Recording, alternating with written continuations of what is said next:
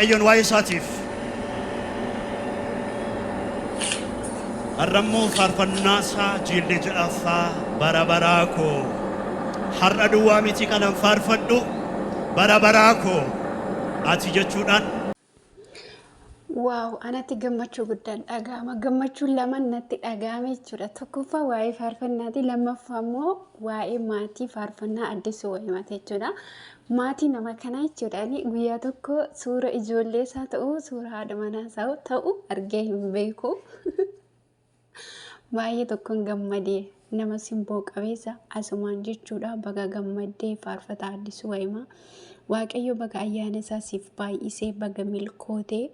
Waaqayyo laphee jaalala dhaloota ittiin mo'amu sii laatee jira. Dhugaa dubbachuuf hamma ammaa dura wanta akkasiin argeen beeku. Ani dhugaa dubbachuuf Waaqayyo waan hundaa caalaa jaalala ilma namaa isiniif laatu. Faarfataa Addisuu Wayimaa bakka jirtutti Waaqayyo ammas kana caalaa ayyaana isaa simboo isaa siif baay'isuu. Eebbifamii. Baga gammadee gammanneerraa gammachuun kun hundumtummoo gaarummaa Waaqayyo isa waan hundumaa danda'utu si badhaasee Waaqayyo cimsee mana isaa keessa si haa dhaabu.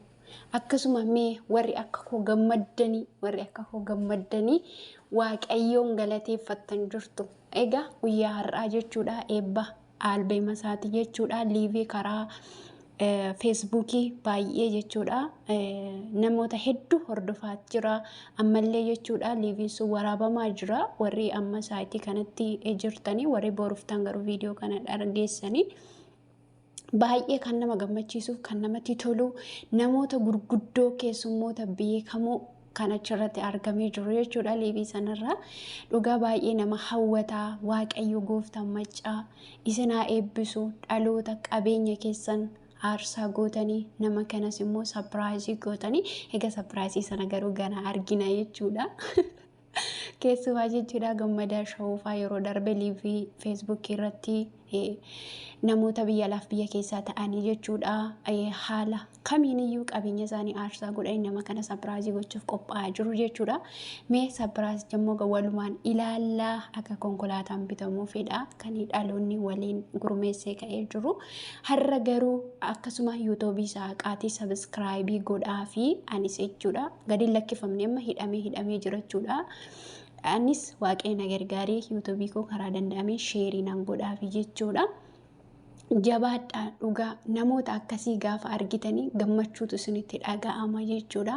Namni kun jechuudha nama ani osoo gara gooftaan ufiin ija koo banadhee amantaa kana fudhadhee faarfannaa isaa dhaggeeffachuu jalqabee hanga guyyaa har'aatitti nuffii tokko malee dadhabbii tokko malee kan hin dhaggeeffataa jiru ganamaaf galgala jechuudha. Faarfannaa nama haaressu, faarfannaa nama jabeessu, faarfannaa mo'icha nama laatudha. Burqaa faarfannaatu nama kana keessa jira. Waaqayyo galata guddaa argatu. Nama kana nuu laachuuf Waaqayyo dabalee galata guddaa haa argatu. Maaliif jennaan Waaqayyo saba Israa'eliif Museedhaan kaase jechuudha. Museen kallattii hundumaatiin saba kanatti Waaqayyoon gaditti karaa argisiisee garbummaa biyya Gibxii jalaa lola meeqaan jechuudha. Dha'icha meeqaan sabni kun akka biyya Gibxii jalaa bahu Waaqayyo nama kana karaa godhate jechuudha. Har'as faarfataa Addisuu baay'een keessaniin jaallattu, baay'een keessaniin kabajju, jaalala qabdaniin kallattii kamiin nama kanaaf ibsaa jirtu. Kun immoo eessaa madde? Waaqayyo biraa madde. Waaqayyo nama beekaa fi nama jabaa, nama biyya isaaf dhaabatu, nama haalaaf amantiidhaan osoo hin jedhin simboosaa itti uffisee nama namaaf kaasu Waaqayyo galata haa argatu. Waaqayyo nama kana nuu kaaseera, simboosaa itti uffiseera. Har'as boorus harki Waaqayyo nama kanarraa akkam fudhatamne Waaqayyoon kadhadhaa fi dhugaadha. Maaliif jennaan yeroo baay'ee seenaa isaa interviyuu garaagaraa irratti hin argitu jechuudha. Namni kun gara biyya alaattis gara Finfinneettis jechuudha.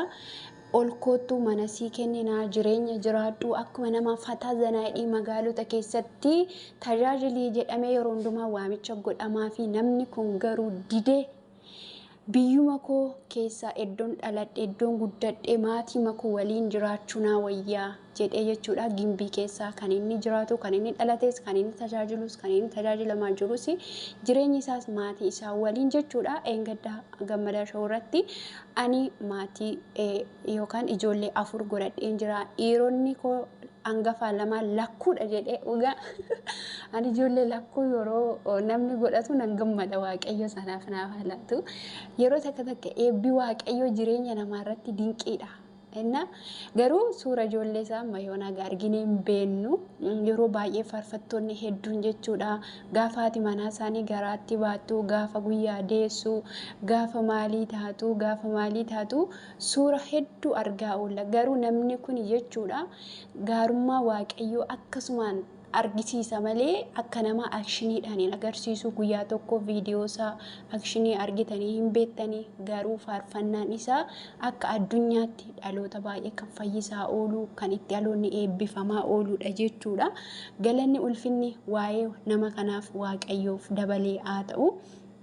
Anatti baay'ee tokko gammachuu guddaan natti dhagaame. Akkasuma immoo jechuudha nama kanarraa barnoota ijootu jechuudha kan inni argamaa jiru jechuudha. Dubbii inni dubbatu yeroo darbe maalii fi viidiyoo baatee akka namootaatti shubbisa garaagaraatti faarfannaa kee kana hin mul'istu jedhamee gaafatame jennaani. Ani isa shubbisuus isa faarfatus aadaa kootti, amantii kootti, biyya kootti nan boona. Garuu anaaf isuma hakkaataa ammatti deebu kanaan naa wayyaa jedhee yeroo inni deebisu baay'ee tokko nama boonsa jechuudha.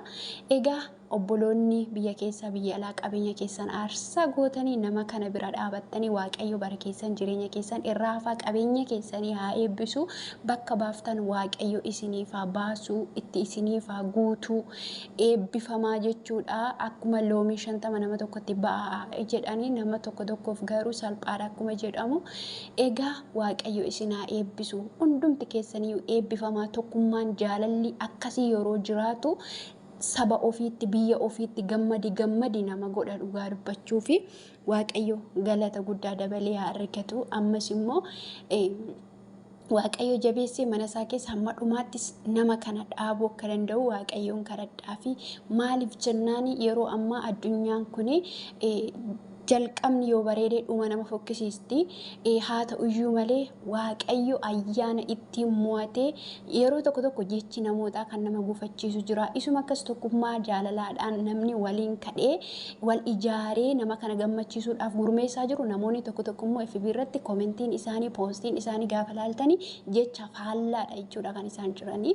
Dhugaa eengaddafaa poostii tokko argee baay'ee tokko na ajaa'ibee jechuudha. Nama kana akkatti arrabsaa jiru namni wayii yeroo takka dhugaa dubbachuu fi namni fooni wanta ta'eef seexanii nama keessa gorteeti xiyya namatti darbatti jechuudha. Garuu haa ta'u malee hin mo'amti malee jechuudha.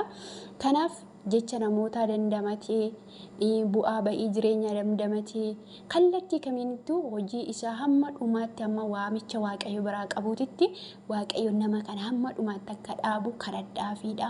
Maaliif jennaan waaqayyo gaafa nama namaaf kaasu biyya sana jaallata. Maaliif jennaan namni gaafa ija qabu, gaafa barnoota qabu, gaafa ayyaana waaqayyootiin gaggeeffamu biyya sanatu eebbifama. Nagaatu biyya sanaaf ta'a, jaalalatu biyya sanaaf ta'a. Kanaaf nama kanarraa akkuma kana tokkummaadhaan Oromoo saba wal gumaachee nama kana bira dhaabachuunsa unuufu barnoota, unuufu jaalala akka saba keenyatti gammannu, akka amantii keenyatti jabaannu nu taasisee jira jechuudha. Waaqayyo galata argatu. Eebbifamaa koongiraaduleshin jennee faarfataa Addisuu Waayimaa Abbaa Gaggabaa.